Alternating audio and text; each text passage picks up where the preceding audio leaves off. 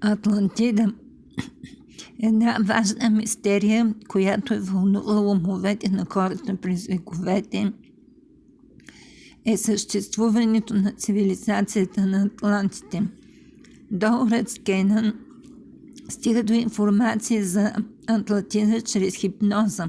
Цялата за атлантите може да изглежда противоречива. Тя е открила, че Атлантида не е име на един континент, град или място. Това е име дадено на света като цяло по това време, което се е свързвало с най-развитата част от цивилизацията. Но светът не е бил еднакво развит.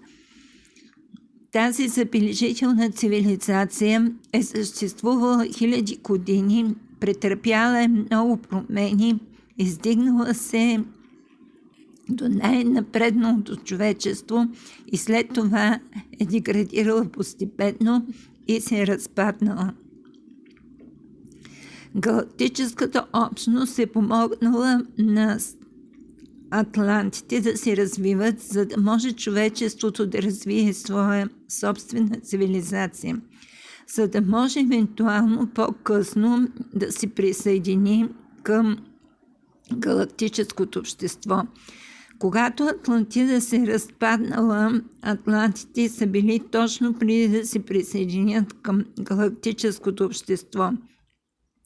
И когато Атлантида се е разпаднала, човечеството се е върнало много назад в своето развитие и това присъединяване не е било възможно.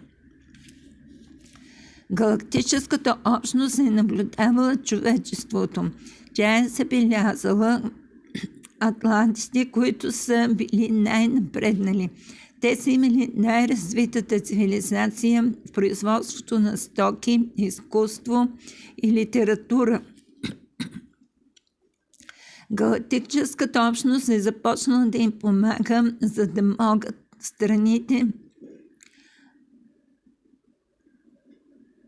да развиват по-бързо тяхната цивилизация. Галактическата линия, която тя познавала, Атлантида, е възникнала на едно място, но постепенно се е разпространила навсякъде. Докато цивилизацията е напредвала, нейното влияние е растяло. Имало и други цивилизации по времето на Атлантида и всички се развивали почти колкото Атлантида. Повечето хора са били щастливи, добре изглеждащи, те били емоционално и физически здрави, те имали червениково-руси коси, скафяви кичури, кожа с цвят на маслина, между маслина и сметана, с зелени или лешников цвят очи. По-късно се променили и имали руса или черна коса, кафяви очи, светла или тъмна кожа, в повечето случаи смесена, били високи и добре оформени. Те използвали камък и глина за техните постройки. Техните науки се развивали директно манипулиране на енергиите, така че да манипулират всички видове енергии, включително гравитацията. Те можели да строят сгради с огромни късове камък.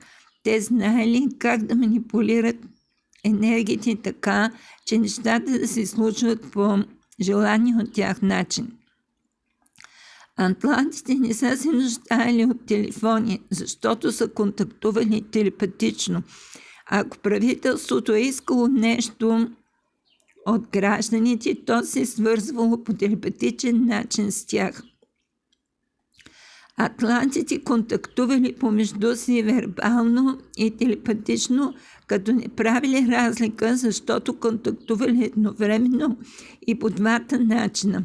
Всички човешки същества имат способности на медиуми, но те могат да ги развиват само ако ги използват. Те са смятали, че е еднакво важно децата да развиват физически умения и умения на медиуми. Следва продължение.